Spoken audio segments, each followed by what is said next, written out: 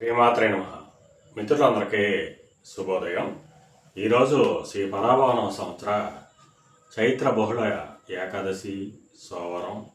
ఈరోజు ఏప్రిల్ 13, 2026 తేదీ సోమవారం. ఈరోజు ధనిష్ట నక్షత్రం ఉదయం 12:50 వరకు ఉంది. తదుపరి శతతార.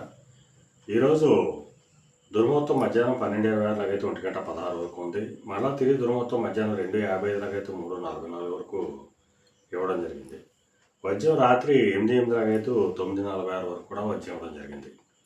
ఈరోజు పంచాంగరీత్యా ఈ రకమైనటువంటి ఫలితాలు గోచరిస్తున్నాయి.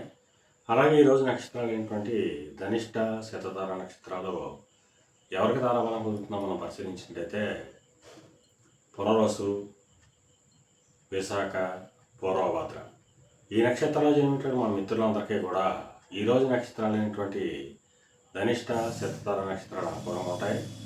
అందువలన ఇప్పుడు చెప్పుకుంటున్న నక్షత్ర జాతకులందరికీ ఈరోజు శుభకరంగా ఉండే అవకాశం ఉంది. అలాగే ఈరోజు రాశిఫలాలను మనం పరిశీలించినట్టయితే మేషరాశిలో జన్మించిన వాళ్ళకి చేసేటువంటి వ్యాపారాలు లాభసాటిగా సాగుతాయి. వృషభ రాశిలో జన్మించిన వాళ్ళకి ఉద్యోగ అవకాశాలు పెరుగుతాయి. మిథున రాశిలో జన్మించిన వాళ్ళకి పితృరాజధానికి సంబంధించిన శుభవార్తలు అంటారు. కర్కాటక రాశిలో జన్మించిన వాళ్ళకి అనారోగ్య సూచన, ధనవ్యయం కలుగుతుంది. సింహరాశిలో జన్మించిన వాళ్ళకి కళత్రపరకు ధనలాభం కలుగుతుంది. కన్యారాశిలో జన్మించిన వాళ్ళకి శత్రుభయం కలుగుతుంది. తులారాశిలో జన్మించిన వాళ్ళకి సంతానానికి సంబంధించిన శుభవార్తలు అంటారు. వృశ్చిక రాశిలో జన్మించిన వాళ్ళకి ఆకస్మిక ప్రయాణాలు చేయాల్సిన అవసరం ఉంటుంది.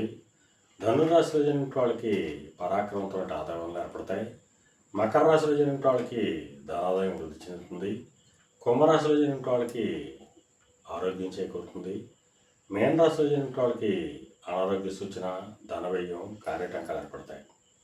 అలాగే ఈరోజు వస్త్ర వ్యాపారులకు కానీ, వైద్య రంగంలో ఉన్న వాళ్ళకి కానీ, మద్యపానాలు క్రయ విక్రయాలు చేసిన వాళ్ళకి కానీ, సముద్రయానం చేసిన వాళ్ళకి కానీ ఈరోజు మిక్కిలి శుభదాయకను, లాభదాయకను ఉండే అవకాశం ఉంది.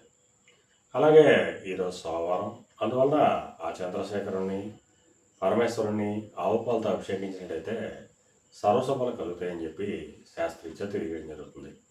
అలాగే మళ్ళా రేపటి శుభోదయం కార్యక్రమంలో మరిన్ని విషయాలు తెలుసుకుందాం. అంతవరకు మన మిత్రులందరికీ మరొకసారి శుభోదయం. ఇట్లు మీ పెద్దబాబు సిద్ధాంతి, కోలాలమాంబేడ.